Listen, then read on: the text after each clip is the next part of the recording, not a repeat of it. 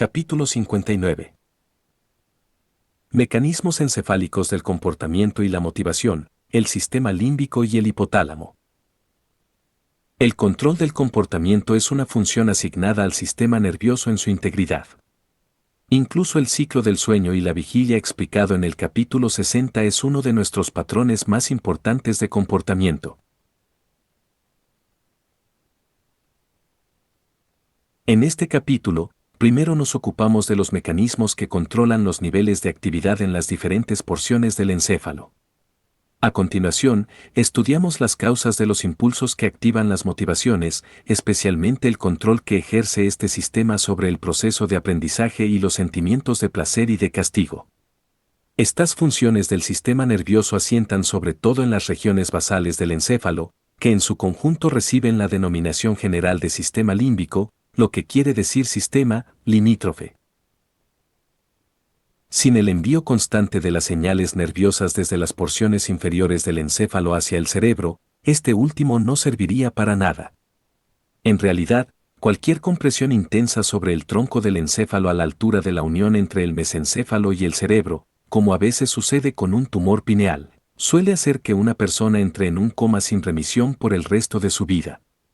Las señales nerviosas del tronco del encéfalo activan el componente cerebral del encéfalo por dos caminos. 1. Mediante la estimulación directa de un nivel de actividad neuronal de fondo en amplias regiones del cerebro. Y 2. Por medio de la puesta en marcha de sistemas neurohormonales capaces de liberar neurotransmisores específicos facilitadores o inhibidores de tipo hormonal en determinadas zonas del encéfalo.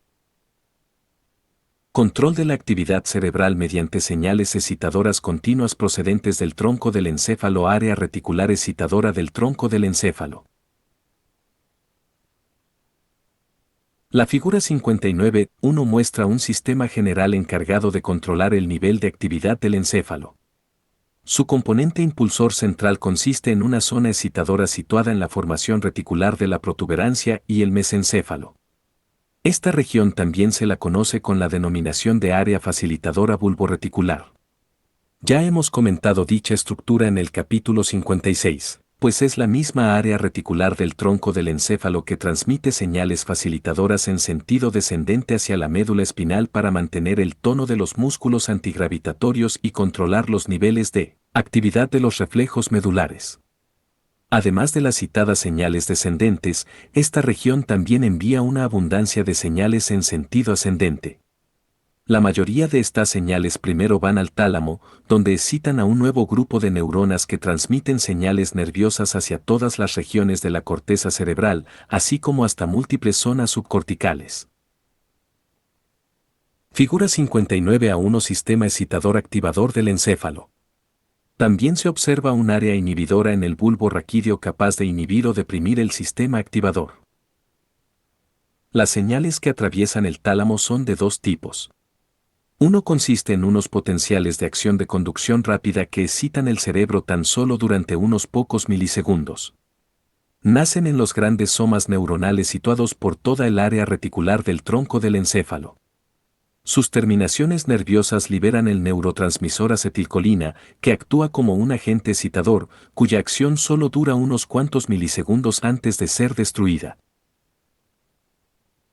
El segundo tipo de señal excitadora se origina en una gran cantidad de pequeñas neuronas dispersas por todo el área reticular excitadora del tronco del encéfalo. Una vez más, la mayoría de ellas se dirigen hacia el tálamo, pero esta vez a través de pequeñas fibras de conducción lenta que hacen sinapsis sobre todo en los núcleos talámicos intralaminares y en los núcleos reticulares que cubren la superficie del tálamo. Desde ellos, se distribuyen otras fibras pequeñas nuevas por toda la corteza cerebral. El efecto excitador ocasionado por este último sistema de fibras puede robustecerse progresivamente en un plazo que va desde muchos segundos hasta un minuto o más tiempo, lo que indica que sus señales resultan especialmente importantes para controlar el nivel de excitabilidad de fondo a más largo plazo en el encéfalo. Activación del área excitadora por las señales sensitivas periféricas. El nivel de actividad del área excitadora en el tronco del encéfalo y, por tanto, el de todo el encéfalo, viene determinado en gran medida por la cantidad y el tipo de las señales sensitivas que llegan al encéfalo desde la periferia. En particular, las señales dolorosas aumentan la actividad de esta área excitadora y, por tanto, llaman potentemente la atención del cerebro. La importancia de las señales sensitivas en la activación del área excitadora queda patente por los efectos que ejerce el corte del tronco del encéfalo por encima de aquel punto en que el par craneal V penetra en la protuberancia. Estos nervios son los más altos que llegan al encéfalo con una cantidad considerable de señales somatosensitivas. Cuando todas estas señales sensitivas recibidas desaparecen, el nivel de actividad del área excitadora encefálica disminuye súbitamente y el encéfalo pasa al instante a una situación de actividad muy reducida, que se acerca a un estado de coma permanente. Sin embargo, cuando el tronco del encéfalo se corta por debajo del par V, lo que respeta la entrada de muchas señales sensitivas procedentes de las regiones faciales y orales, se evita el coma. Aumento de la actividad del área excitadora ocasionado por las señales de retroalimentación que regresan desde la corteza cerebral. A la corteza cerebral no solo llegan impulsos activadores desde el área excitadora bulborreticular del tronco del encéfalo, sino que también regresan señales de retroalimentación desde la corteza cerebral a esta misma área. Por tanto, en cualquier momento en que esta estructura quede activada por los procesos de pensamiento cerebrales o por procesos motores, se envían señales desde ella hacia el área excitadora del tronco del encéfalo, que a su vez manda otras señales hacia la corteza cerebral de carácter aún más excitador. Este proceso sirve para mantener el nivel de activación cortical o incluso para potenciarlo. Se trata de un mecanismo general de retroalimentación positiva que permite un refuerzo aún mayor de la actividad con cualquier otra actividad iniciada en la corteza cerebral, lo que se traduce en una mente despierta. El tálamo es un centro de distribución que controla la actividad en regiones específicas de la corteza. Como ya se señaló en el capítulo 58, casi todas las áreas de la corteza cerebral están conectadas con su propia zona talámica muy específica. Por tanto, la estimulación eléctrica de un punto concreto en el tálamo en general activa su propia región particular restringida en la corteza. Además, por lo común las señales reverberan de un lado a otro entre el tálamo y la corteza cerebral, de modo que el primero excita a esta última y ella a continuación recita al tálamo a través de sus fibras de regreso. Se ha propuesto que el proceso de pensamiento crea unos recuerdos a largo plazo mediante la activación de tales señales mutuas de reverberación. No está claro si el tálamo puede intervenir también para recuperar recuerdos específicos de la corteza o para activar procesos de pensamiento concretos, pero esta estructura posee un circuito neuronal adecuado para estos fines. Un área reticular inhibidora se sitúa en la parte inferior del tronco del encéfalo. La figura 59.1 ofrece otra zona que resulta importante para controlar la actividad del encéfalo. Se trata del área inhibidora reticular, que ocupa una posición medial y ventral en el bulbo raquídeo. En el capítulo 56 estudiamos su capacidad para inhibir el área facilitadora reticular de la parte alta del tronco del encéfalo y reducir así también la actividad de las porciones superiores del cerebro. Uno de los mecanismos seguidos para cumplir esta actividad consiste en excitar las neuronas serotoninérgicas que a su vez segregan la neurohormona inhibidora serotonina en puntos cruciales del encéfalo. Explicaremos este concepto con mayor detalle más adelante.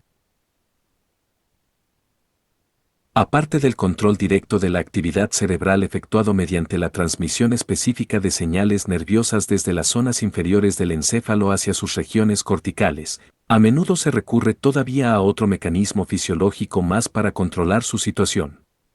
Este mecanismo consiste en segregar sustancias hormonales neurotransmisoras excitadoras o inhibidoras sobre el parénquima del encéfalo.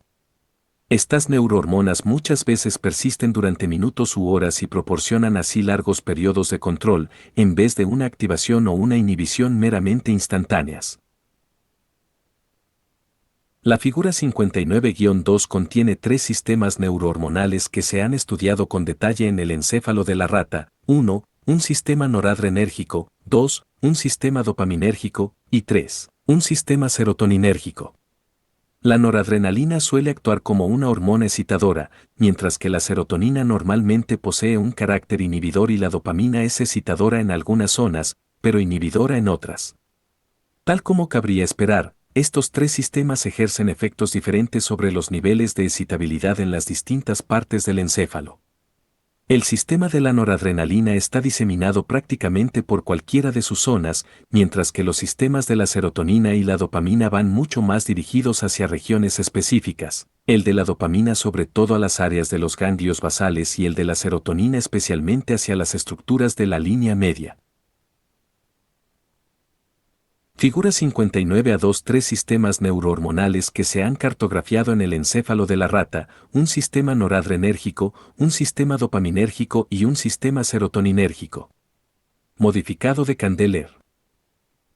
Schwartz J.H., eds, Principles of Neuroscience, segunda ed. New York, Elsevier, 1985.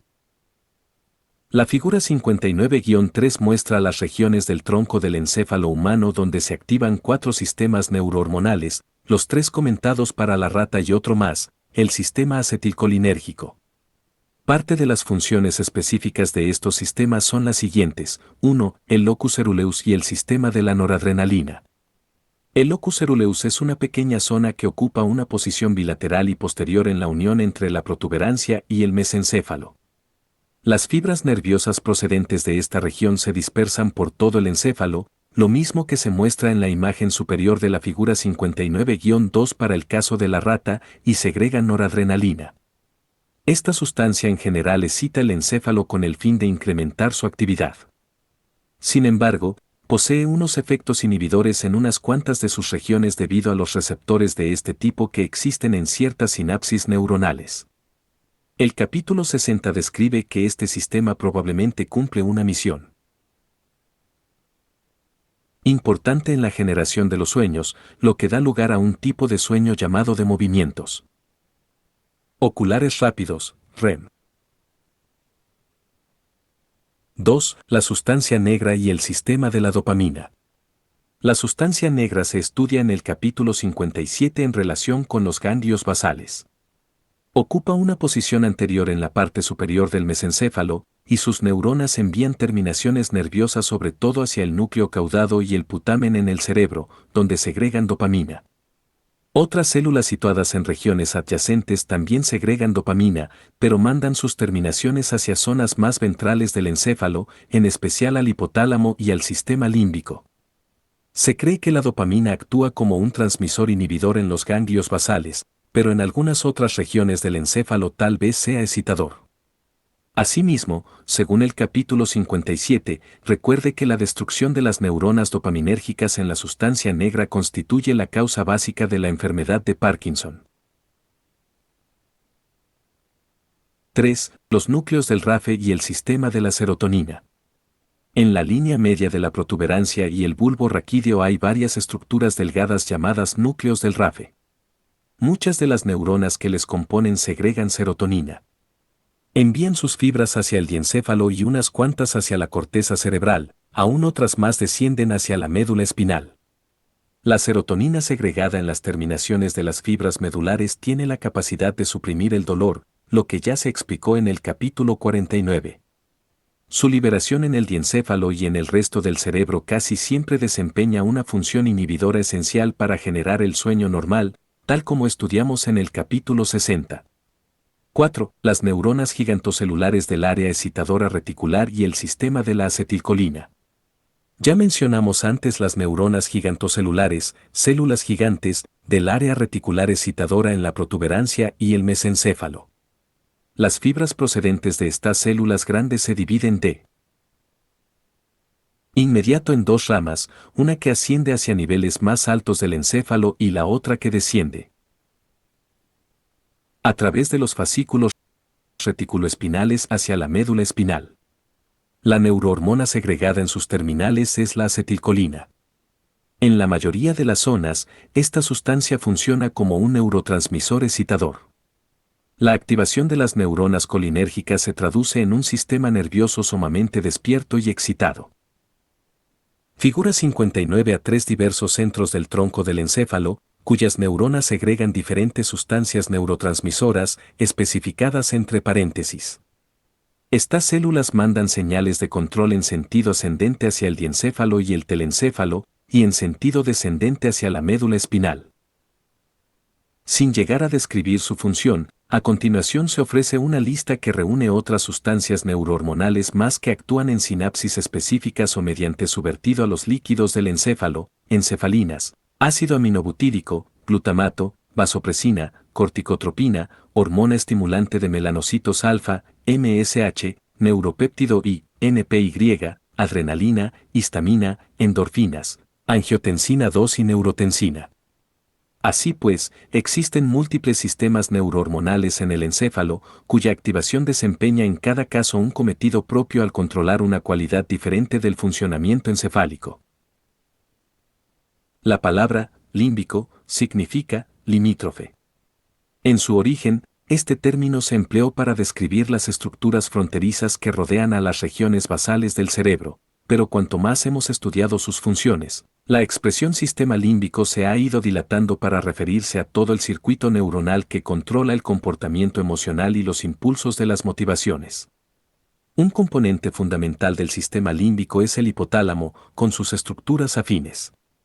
Además de sus funciones dentro del control del comportamiento, estas regiones regulan muchos estados internos del cuerpo, como la temperatura corporal, la osmolalidad de los líquidos corporales y los impulsos para comer y beber y para controlar el peso corporal.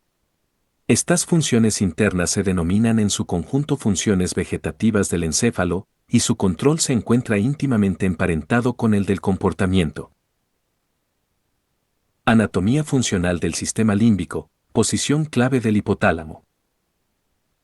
La figura 59-4 ofrece las estructuras anatómicas del sistema límbico, quedando de manifiesto que se trata de un complejo interconectado de elementos basales del encéfalo. Situado en el centro de todas estas estructuras está el pequeñísimo hipotálamo, que desde un punto de vista fisiológico es uno de los componentes nucleares del sistema límbico.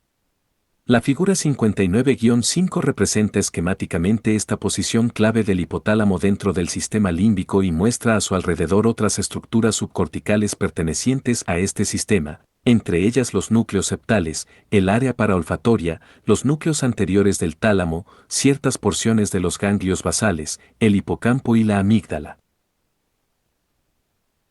Figura 59-4 Anatomía del sistema límbico, representado como la zona de color rosa oscuro.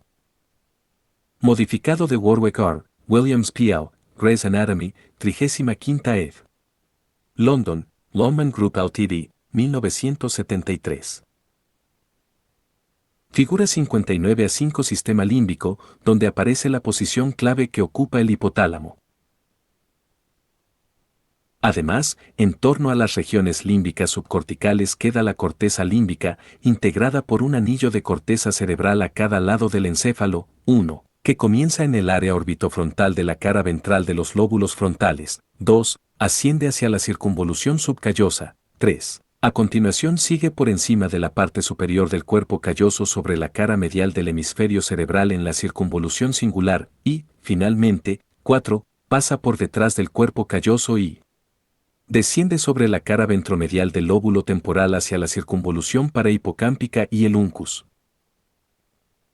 Por tanto, en las caras medial y ventral de cada hemisferio cerebral hay un anillo sobre todo de paleocorteza que rodea a un grupo de estructuras profundas íntimamente vinculadas con el comportamiento y las emociones en general. A su vez, este anillo de corteza límbica funciona como un enlace de comunicación y asociación de doble sentido entre la neocorteza y las estructuras límbicas inferiores. En muchas de las funciones relacionadas con el comportamiento originadas en el hipotálamo y en otras estructuras límbicas también intervienen los núcleos reticulares del tronco del encéfalo y los núcleos emparentados con ellos. En el capítulo 56 se señaló, lo mismo que antes en este mismo capítulo, que la estimulación de esta porción excitadora de la formación reticular puede traducirse en un alto grado de excitabilidad cerebral a la vez que también acentúa la excitabilidad de muchas de las sinapsis en la médula espinal. En el capítulo 61 se expone que la mayoría de las señales hipotalámicas encargadas de controlar el sistema nervioso autónomo también se transmiten a través de los núcleos sinápticos situados en el tronco del encéfalo. Un camino importante de comunicación entre el sistema límbico y el tronco del encéfalo es el fascículo prosencefálico medial, que desciende por el centro del hipotálamo desde las regiones septal y orbitofrontal de la corteza cerebral hasta la formación reticular del tronco del encéfalo. Estas transporta fibras en ambos sentidos, lo que crea una línea principal dentro del sistema de comunicación. Una segunda vía de transmisión recurre a trayectos cortos entre la formación reticular del tronco del encéfalo, el tálamo, el hipotálamo y la mayor parte de las demás regiones contiguas del encéfalo basal. El hipotálamo, centro de control importante del sistema límbico. El hipotálamo, pese a su tamaño muy reducido que no ocupa más que unos pocos centímetros cúbicos y pesa apenas unos 4 gramos, posee vías de comunicación de doble sentido con todos los estratos del sistema límbico. A su vez, tanto el hipotálamo como sus estructuras más afines envían señales eferentes en 3 direcciones, 1, posterior e inferior, hacia el tronco del encéfalo, dirigidas sobre todo a las áreas reticulares del mesencéfalo, la protuberancia y el bulbo raquídeo, y desde estas regiones hacia los nervios periféricos pertenecientes al sistema nervioso autónomo, 2, superior, hacia muchas zonas altas del diencéfalo y el telencéfalo, especialmente los núcleos anteriores del tálamo y las porciones límbicas de la corteza cerebral, y 3, hacia el infundíbulo hipotalámico para controlar, al menos en parte, la mayoría de las funciones secretoras de la neurohipófisis y la adenohipófisis.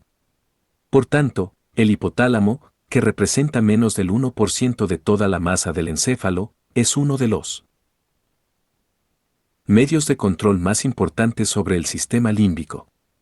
Regula la mayoría de las funciones vegetativas y endocrinas del cuerpo, así como muchas facetas del comportamiento emocional. Funciones de control vegetativo y endocrino del hipotálamo. Los diversos mecanismos hipotalámicos encargados de controlar múltiples funciones del cuerpo tienen tanta importancia que se explican en numerosos capítulos a lo largo de este texto. Por ejemplo, el cometido del hipotálamo para contribuir a regular la presión arterial se estudia en el capítulo 18, su acción sobre la sed y la conservación del agua en el capítulo 30, el apetito y el gasto de energía en el capítulo 72, la regulación de la temperatura en el capítulo 74 y el control endocrino en el capítulo 76. Para poner de manifiesto la organización del hipotálamo como una unidad funcional, vamos a resumir aquí de nuevo sus funciones vegetativas y endocrinas más importantes. Las figuras 59-6 y 59-7 muestran una imagen ampliada sagital y otra coronal del hipotálamo, que no ocupa más que una pequeña zona en la figura 59-459-4. Dedique unos minutos a estudiar estos esquemas, sobre todo para observar en la figura 59-6 las múltiples actividades que se excitan o inhiben cuando se estimulan los núcleos hipotalámicos respectivos. Además de los centros representados en la figura 59-659-6, a cada lado del hipotálamo existe una gran área hipotalámica lateral, mostrada en la figura 59-759-7. Las áreas laterales resultan especialmente importantes para controlar la sed, el hambre y muchos de los impulsos emocionales. Figura 59-6 Centros de control hipotalámicos, imagen sagital.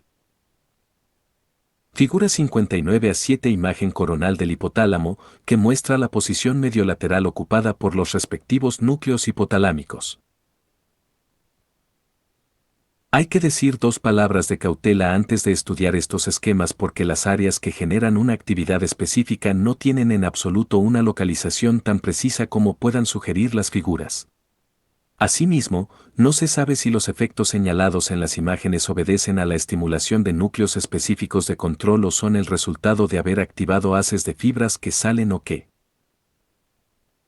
llegan para actuar sobre núcleos situados en otros lugares.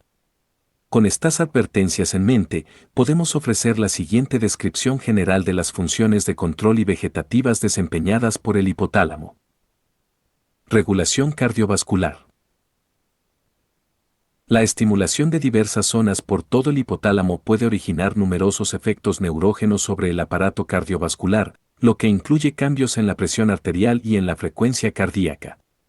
En líneas generales, la estimulación del hipotálamo lateral y posterior eleva la presión arterial y la frecuencia cardíaca, mientras que la activación del área preóptica suele ejercer unos efectos opuestos, provocando una disminución de ambas variables.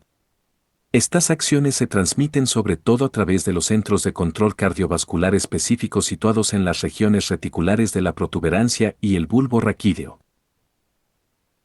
Regulación de la temperatura corporal. La porción anterior del hipotálamo, en especial el área preóptica, se ocupa de regular la temperatura corporal. Un incremento de esta variable en la sangre circulante a través de dicha área aumenta la actividad de las neuronas sensibles a la temperatura, mientras que su descenso la reduce. A su vez, dichas neuronas controlan los mecanismos para elevar o disminuir la temperatura corporal, según se explica en el capítulo 74. Regulación del agua corporal.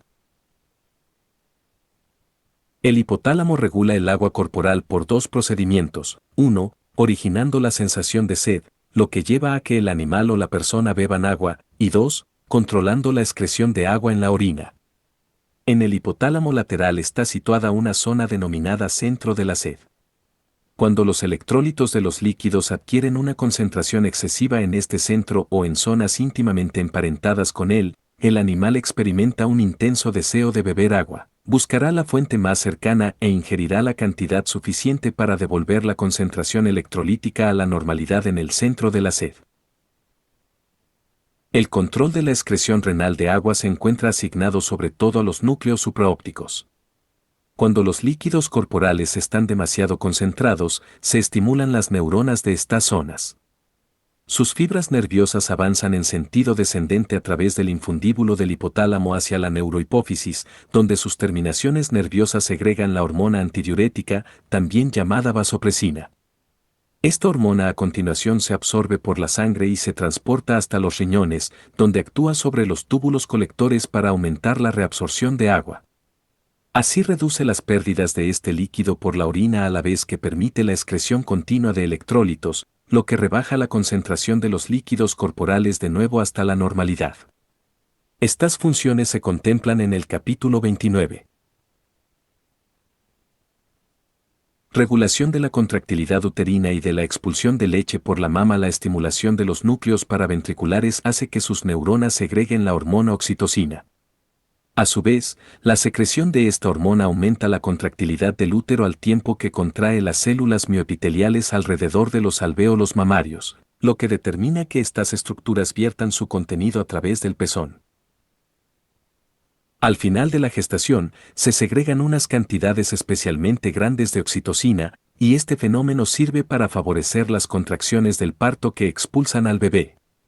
Más tarde, siempre que el bebé succione del pecho de su madre, una señal refleja que viaja desde el pezón hasta el hipotálamo posterior también provoca la liberación de oxitocina, y su presencia ahora cumple la función necesaria de contraer los conductillos mamarios, para expulsar así la leche a través de los pezones de modo que el bebé logre alimentarse. Estas funciones se explican en el capítulo 83. Regulación digestiva y de la alimentación. La estimulación de diversas zonas hipotalámicas hace que un animal sienta un hambre enorme, un apetito voraz y un profundo deseo de buscar comida. Una región vinculada al hambre es el área hipotalámica lateral. En cambio, su lesión a ambos lados del hipotálamo hace que el animal pierda su impulso de alimentarse, a veces hasta ocasionar una inanición de carácter letal, según se expone en el capítulo 72. En los núcleos ventromediales está situado un centro que se opone al deseo de comida, llamado centro de la saciedad. Si se aplica un estímulo eléctrico sobre esta zona a un animal que esté comiendo, bruscamente deja de hacerlo y manifiesta una indiferencia absoluta hacia los alimentos. Sin embargo, si se produce una destrucción bilateral de este área, el animal nunca llega a saciarse. Por el contrario, los centros hipotalámicos del hambre se vuelven hiperactivos, con lo que experimenta un apetito voraz, que a la larga culmina en una obesidad tremenda. El núcleo arqueado del hipotálamo contiene al menos dos tipos diferentes de neuronas que, cuando son estimuladas, conducen a un aumento o a una disminución del apetito.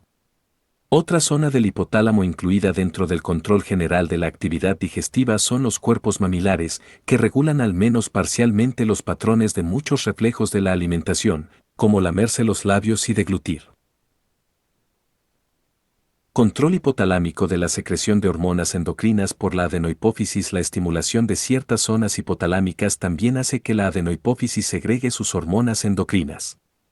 Este tema se explica con detalle en el capítulo 75 a propósito del control nervioso de las glándulas endocrinas.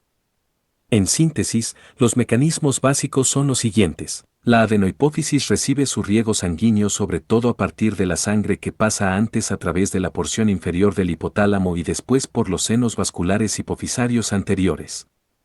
Según recorre este camino por el hipotálamo antes de llegar a la adenohipófisis, se vierten en ella hormonas liberadoras e inhibidoras específicas por parte de diversos núcleos hipotalámicos. Estas hormonas se transportan a continuación a través del flujo sanguíneo hasta la adenohipófisis, donde actúan sobre las células glandulares para controlar la liberación de cada hormona adenohipofisaria concreta. Resumen. Las diversas zonas hipotalámicas controlan funciones vegetativas y endocrinas particulares. Las funciones de estas regiones aún no se entienden enteramente, de manera que las especificaciones facilitadas antes sobre las distintas áreas encargadas de las diferentes funciones hipotalámicas todavía son en parte provisionales. Funciones conductuales a cargo del hipotálamo y de otras estructuras límbicas emparentadas con él. Efectos ocasionados por la estimulación del hipotálamo. Además de las funciones vegetativas y endocrinas del hipotálamo, su estimulación o su lesión suele tener profundas consecuencias sobre el comportamiento emocional de los animales y de los seres humanos. Algunos de los efectos sobre el comportamiento ejercidos por su estimulación son los siguientes. 1. La estimulación del hipotálamo lateral no solo genera sed y ganas de comer, según se explicó antes, sino que también eleva el nivel general de actividad presentado por el animal, lo que en ocasiones da lugar a situaciones de cólera manifiesta y lucha, según se comenta más adelante. 2. La estimulación del núcleo ventromedial y de las zonas que lo rodean da lugar sobre todo a unos efectos opuestos a los ocasionados por la estimulación hipotalámica lateral, a saber, una sensación de saciedad, disminución del consumo de alimentos y tranquilidad. 3. La estimulación de una zona fina de los núcleos periventriculares que ocupa una situación justo adyacente al tercer ventrículo, o también la del área gris central del mesencéfalo que continúa a esta porción del hipotálamo, normalmente desemboca en temor y reacción frente al castigo. 4. El impulso sexual puede estimularse a partir de diversas zonas del hipotálamo, especialmente desde sus porciones más anteriores y posteriores. Efectos ocasionados por las lesiones hipotalámicas. Las lesiones del hipotálamo, en general, producen unos efectos opuestos a los originados por su estimulación. Por ejemplo, 1. Las lesiones en el hipotálamo lateral de ambos lados reducirán las ganas de beber y de comer casi a cero, acabando con frecuencia en una inanición hasta un punto letal. Estas lesiones también provocan una inmensa pasividad en el animal, con desaparición de la mayor parte de sus impulsos manifiestos. 2. Las lesiones bilaterales de las regiones ventromediales del hipotálamo causan unos efectos básicamente opuestos a los ocasionados por las lesiones del hipotálamo lateral, ganas excesivas de beber y de comer, así como hiperactividad y muchas veces brotes frecuentes de extrema cólera ante la más ligera provocación. La estimulación o la lesión de otras regiones del sistema límbico, en especial de la amígdala, el área septal y las zonas mesencefálicas, a menudo producen unos efectos semejantes a los suscitados por el hipotálamo. Explicaremos algunos de estos efectos con mayor detalle más adelante. Funciones de recompensa y de castigo cumplidas por el sistema límbico. Según las explicaciones ofrecidas hasta este momento, está bastante claro que varias estructuras límbicas se encuentran especialmente relacionadas con la naturaleza afectiva de las sensaciones sensitivas, es decir, si las sensaciones resultan agradables o desagradables. Estas cualidades afectivas también se denominan recompensa o castigo, o dicho de otro modo, satisfacción o aversión. La estimulación eléctrica de ciertas zonas límbicas agrada o satisface al animal, mientras que la actuación sobre otras regiones causa terror, dolor, miedo, reacciones de defensa o de huida, y todos los demás elementos acarreados por el castigo. El grado de estimulación de estos dos sistemas contrarios de respuesta influye poderosamente sobre el comportamiento del animal. Los estudios experimentales en monos han utilizado estimuladores eléctricos para cartografiar los centros de recompensa y castigo del cerebro. Se ponen electrodos sucesivos en las diversas áreas del cerebro de forma que el animal pueda estimularlas presionando una palanca que establece el contacto eléctrico con un estimulador. Si la activación de una zona concreta proporciona al animal una sensación de recompensa, entonces apretará la palanca una y otra vez, en ocasiones hasta cientos o incluso miles de repeticiones a la hora. Además, cuando se le ofrezca la posibilidad de elegir entre la comida de un alimento delicioso y la oportunidad de estimular el centro de la recompensa, el animal suele decantarse por la estimulación eléctrica. Por medio de esta técnica se ha descubierto que los principales centros de recompensa están situados a lo largo del trayecto del fascículo prosencefálico medial, sobre todo en los núcleos ventromedial y lateral del hipotálamo. No deja de ser extraño que el núcleo lateral deba incluirse entre las áreas de la recompensa e incluso sea uno de los más potentes de todos, pues los estímulos aún más intensos en esta zona pueden causar ira. Sin embargo, este fenómeno tiene lugar en muchas regiones, cuyos estímulos más tenues facilitan una sensación recompensadora y los más intensos una sensación de castigo. Otros centros de recompensa menos poderosos, que quizás sean secundarios frente a los principales en el hipotálamo, están en la región septal, la amígdala, ciertas áreas del tálamo y de los ganglios basales, y descienden por el tegmento basal del mesencéfalo. El aparato estimulador expuesto anteriormente también puede conectarse de modo que el encéfalo esté todo el tiempo estimulado, excepto cuando se presione la palanca. En este caso, el animal no la apretará para apagar el estímulo si el electrodo está en una de las áreas de recompensa, pero cuando se encuentre en otras áreas concretas, aprenderá de inmediato a desconectarlo. La estimulación de estas regiones hace que el animal muestre todos los signos de desagrado, miedo, terror, dolor, castigo y hasta enfermedad. Por medio de esta técnica se han descubierto las regiones más potentes encargadas de recibir el castigo y promover las tendencias de huida en la sustancia gris central del mesencéfalo que rodea al acueducto de Silvio y asciende por las zonas periventriculares del hipotálamo y el tálamo. Otras áreas de castigo menos potentes están en ciertos lugares de la amígdala y el hipocampo. Resulta especialmente interesante saber que la estimulación de los centros del castigo a menudo es capaz de inhibir por completo los centros de la recompensa y del placer, lo que demuestra que el castigo y el miedo pueden tener prioridad sobre el placer y la recompensa.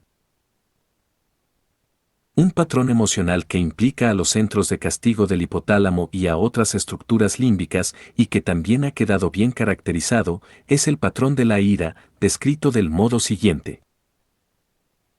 La estimulación potente de los centros de castigo del encéfalo, en especial en la zona periventricular del hipotálamo y en el hipotálamo lateral, hace que el animal, 1. Adopte una postura defensiva, 2. Extienda sus garras, 3. Levante su cola, 4. Bufe, 5. Escupa saliva, 6. Gruña, y 7. Manifieste piloerección, unos ojos muy abiertos y las pupilas dilatadas.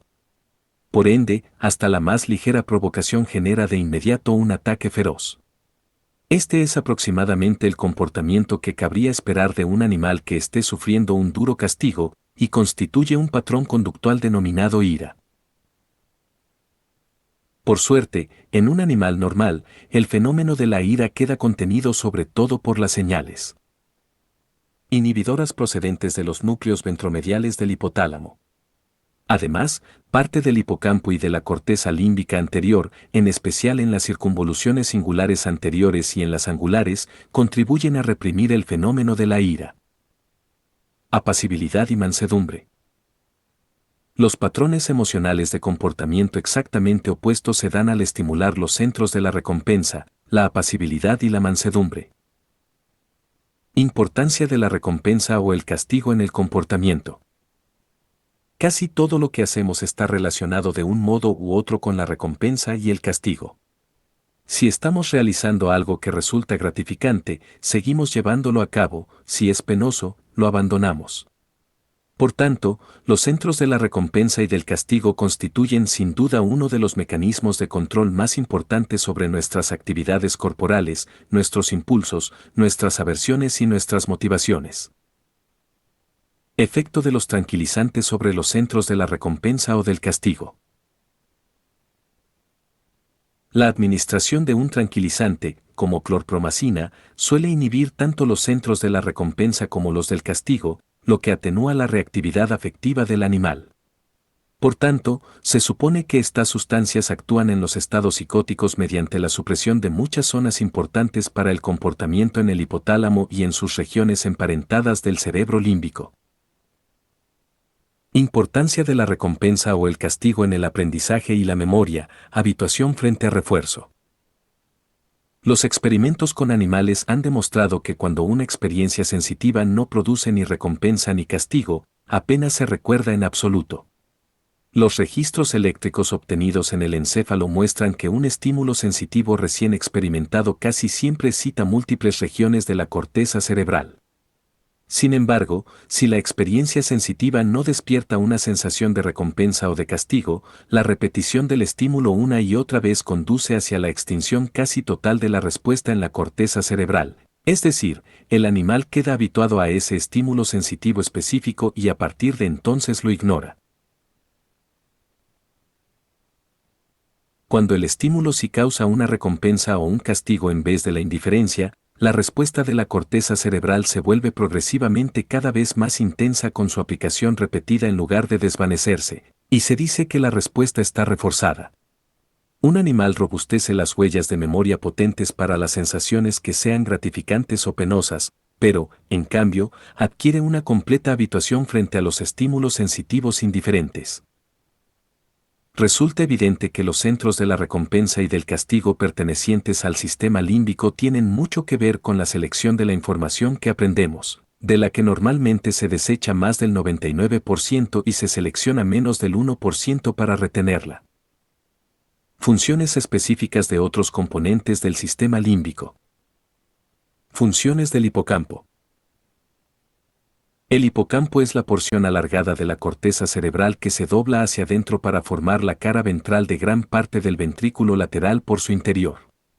Uno de sus extremos linda con los núcleos amigdalinos y a lo largo de su borde lateral se fusiona con la circunvolución parahipocámpica, que es la corteza cerebral situada en la parte ventromedial de la cara externa del lóbulo temporal. El hipocampo, y sus estructuras adyacentes de los lóbulos parietal y temporal, llamados en conjunto formación del hipocampo, poseen numerosas conexiones con muchas porciones de la corteza cerebral, así como con las estructuras basales del sistema límbico, la amígdala, el hipotálamo, la región septal y los cuerpos mamilares, aunque sobre todo sean indirectas. Prácticamente cualquier tipo de experiencia sensitiva como mínimo suscita la activación de alguna parte del hipocampo, y esta estructura a su vez distribuye muchas señales eferentes hacia los núcleos anteriores del tálamo, el hipotálamo y otras partes del sistema límbico, especialmente a través del fórnix, una vía fundamental de comunicación. Por tanto, el hipocampo constituye un canal más por el que las señales sensitivas recibidas tienen la capacidad de poner en marcha reacciones conductuales con diversos propósitos. Igual que en el caso de otras estructuras límbicas, la estimulación de distintas regiones suyas puede dar lugar casi a cualquiera de los diferentes patrones de comportamiento, como el placer, la ira, la pasividad o el impulso sexual excesivo. Otro rasgo propio del hipocampo es su posibilidad de volverse hiperexcitable. Por ejemplo, los estímulos eléctricos débiles tienen la capacidad de originar convulsiones epilépticas focales en pequeñas zonas suyas. Las convulsiones suelen persistir muchos segundos después de haber finalizado la estimulación, lo que indica que esta estructura quizá pueda emitir señales de salida prolongadas, incluso en condiciones normales de funcionamiento. Durante las convulsiones hipocámpicas, la persona experimenta diversos efectos psicomotores, como alucinaciones olfatorias, visuales, auditivas, táctiles y de otras clases, que no pueden suprimirse mientras perdure la convulsión aunque la persona no haya perdido la conciencia y sepa que su contenido es irreal. Probablemente una de las razones de esta hiperexcitabilidad de los hipocampos radique en que poseen un tipo de corteza diferente del que se encuentra en cualquier otro punto del telencéfalo, cuya composición no presenta nada más que 3 capas de neuronas en algunas de sus áreas en vez de las 6 capas presentes por todas partes. Función del hipocampo en el aprendizaje. Amnesia anterógrada después de la extirpación bilateral de los hipocampos. Los pacientes que han sufrido la extirpación quirúrgica de porciones bilaterales de los hipocampos para el tratamiento de la epilepsia son capaces de recuperar satisfactoriamente la mayoría de los recuerdos aprendidos con antelación. Sin embargo, muchas veces apenas pueden adquirir ninguna información nueva basada en el simbolismo verbal. En realidad, con frecuencia ni siquiera logran aprender los nombres de la gente con la que tienen contacto diario. No obstante, durante apenas un momento consiguen recordar lo que acontece en el curso de sus actividades. Por tanto, conservan la capacidad de memoria a corto plazo a lo largo de segundos o hasta 1 o 2 minutos, aunque su posibilidad de fijar recuerdos que duren más que unos cuantos minutos se encuentra abolida casi por completo o del todo. Este fenómeno, denominado amnesia anterógrada, se explicó en el capítulo 58. Función teórica del hipocampo en el aprendizaje. El hipocampo surgió como una parte de la corteza olfatoria.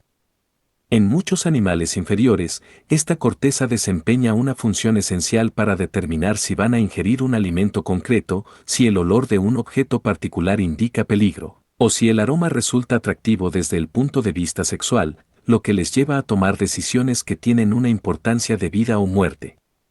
Muy pronto a lo largo del desarrollo evolutivo del encéfalo, se supone que el hipocampo se convirtió en un mecanismo neuronal crítico para la adopción de decisiones, al determinar la trascendencia de las señales sensitivas recibidas. Una vez que estuviera asentada esta capacidad para tomar decisiones críticas, cabe pensar que el resto del encéfalo también comenzó a apelar al hipocampo con este fin. Por tanto, si su actividad indica que una información neuronal tiene importancia, es probable que su contenido resulte memorizado. Así pues, una persona se habitúa con rapidez a los estímulos indiferentes pero aprende diligentemente cualquier experiencia sensitiva que provoque placer o dolor. Pero ¿cuál es el mecanismo que motiva este proceso? Se ha propuesto que el hipocampo aporta el impulso que produce la traducción de la memoria a corto plazo en memoria a largo plazo, es decir, el hipocampo transmite señales que parecen condicionar en la mente la repetición constante de la información nueva hasta que tenga lugar su almacenamiento permanente. Sea cual sea el proceso que ocurre, sin el hipocampo la consolidación a largo plazo de los recuerdos de tipo verbal o de pensamiento simbólico es deficiente o no tiene lugar. La amígdala es un complejo constituido por múltiples núcleos pequeños y situado inmediatamente por debajo de la corteza cerebral en el polo anteromedial de cada lóbulo temporal. Posee abundantes conexiones de doble sentido con el hipotálamo, así como con otras zonas del sistema límbico. En los animales inferiores, la amígdala se ocupa básicamente de los estímulos olfatorios y de sus interrelaciones con el cerebro límbico. En efecto, en el capítulo 54 se señala que una de las principales divisiones del tracto olfatorio acaba en una porción de la amígdala llamada núcleos corticomediales, que queda inmediatamente por debajo de la corteza cerebral en el área piriforme olfatoria del lóbulo temporal. En el ser humano, otra porción de la amígdala, los núcleos basolaterales, se ha desarrollado mucho más que la porción olfatoria y representa un papel importante en muchas actividades del comportamiento que no están asociadas en general a los estímulos olfatorios. La amígdala recibe señales neuronales desde todas las porciones de la corteza límbica, así como desde la neocorteza de los lóbulos temporal, parietal y occipital y en especial desde las áreas auditivas y visuales de asociación. Debido a estas múltiples conexiones, ha sido calificada de ventana, por la que el sistema límbico se asoma para ver el lugar ocupado por la persona en el mundo. A su vez, la amígdala transmite señales hacia las siguientes estructuras: 1. De vuelta hacia las mismas áreas corticales anteriores; 2. El hipocampo; 3. La región septal; 4. El tálamo; y 5. Especialmente el hipotálamo. Efectos de la estimulación de la amígdala. En general, la estimulación de la amígdala puede generar casi los mismos efectos que los suscitados por la estimulación directa del hipotálamo, aparte de otros más. Las acciones que nacen en la amígdala y a continuación se envían a través del hipotálamo incluyen las siguientes: 1. Aumentar o disminuir la presión arterial. 2. Acelerar o frenar la frecuencia cardíaca. 3. Incrementar o reducir la motilidad y las secreciones del aparato digestivo. 4. La defecación o la micción. 5. La dilatación pupilar o, rara vez, su contracción. 6. La piloerección. Y 7. La secreción de diversas hormonas hipofisarias, sobre todo de las gonadotropinas y la corticotropina. Aparte de estos efectos en los que interviene el hipotálamo como mediador, la estimulación de la amígdala también puede ocasionar movimientos involuntarios de distintos tipos. Entre estos tipos figuran: 1. Movimientos tónicos, como levantar la cabeza o inclinar el cuerpo. 2. Movimientos circulares. 3. En ocasiones, movimientos rítmicos clónicos. Y 4. Distintos tipos de movimientos vinculados al olfato y la alimentación, como lamerse, masticar y deglutir.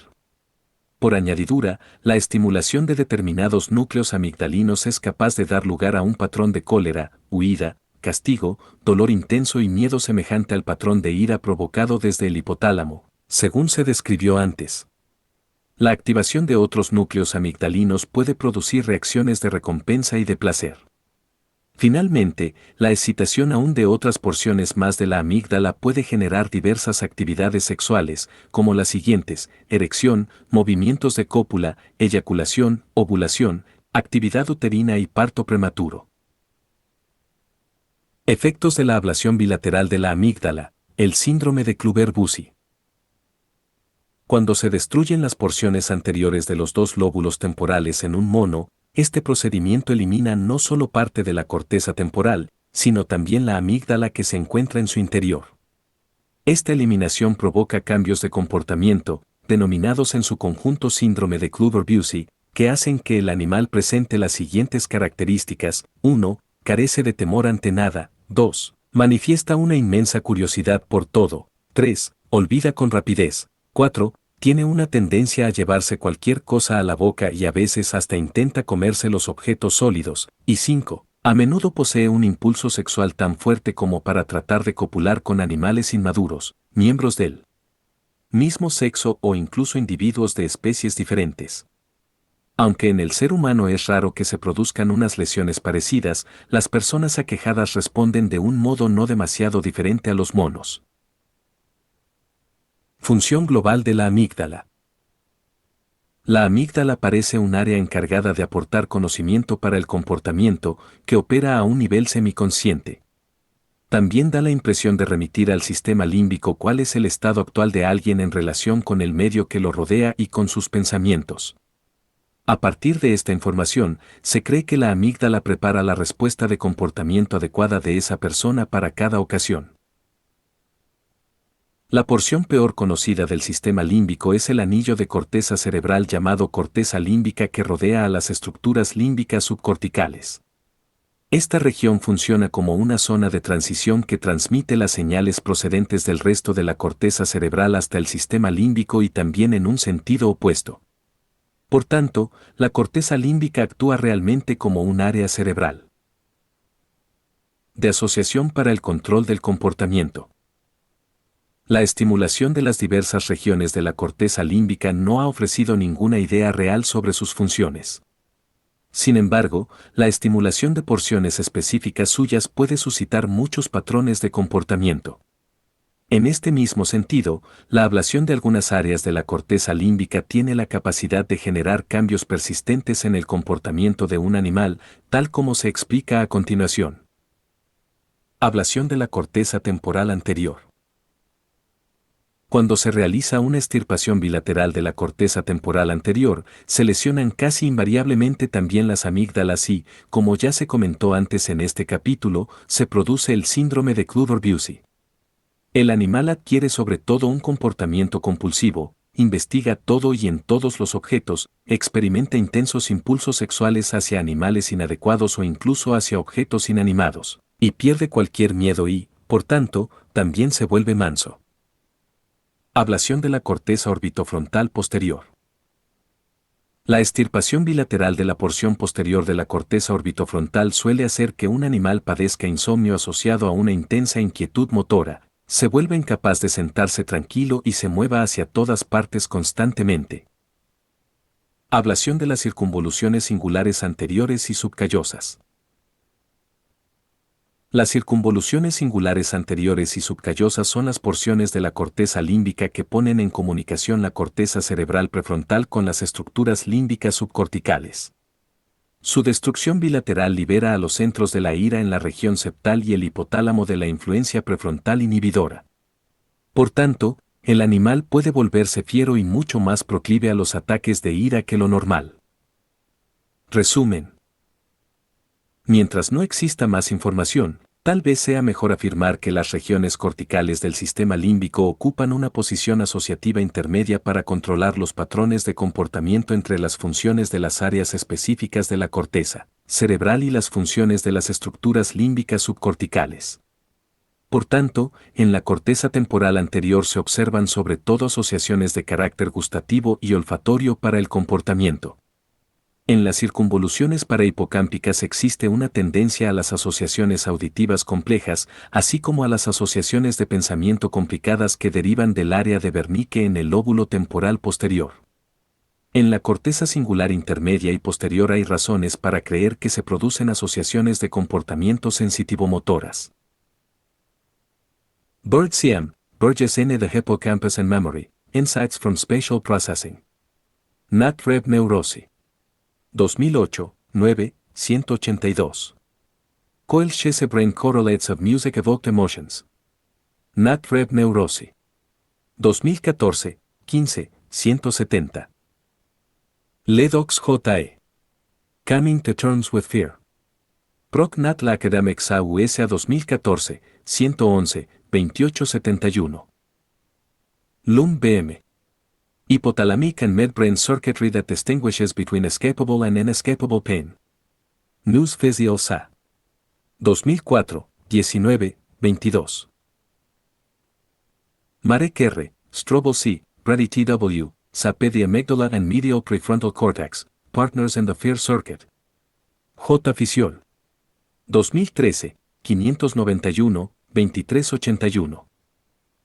Maren S., Pan KL, Libersoni, The Contextual Brain, Implications for Fear Conditioning, Extinction and Psychopathology. Nat Reb Neurosi. 2013, 14, 417. Morton G.J., Mick Th., Swartz M.W. Neurobiología Food Intake and Health and Disease. Nat Reb Neurosi. 2014, 15, 367. Neves G., Kokasaf, TV Synaptic Plasticity, Memory and the Hippocampus, a Neural Network Approach to Causality. Nat Reb Neurosi. 2008, 9, 65. Pessoa L. on the Relationship Between Emotion and Cognition. Nat Reb Neurosi. 2008, 9, 148. Pittman R.K., Rasmussen A.M., Cohen en K.C., et al. Biological Studies of Post-Traumatic Stress Disorder. Nat Reb Neurosi. 2012, 13, 769. Rogerson T., KDJ, Frank A., et al. Synaptic Tagging During Memory Allocation. Nat Reb Neurosi. 2014, 15, 157. Rosendahl B., McEwen Bias, Chatterjee S3, Memory and the Amygdala. Nat Reb Neurosi.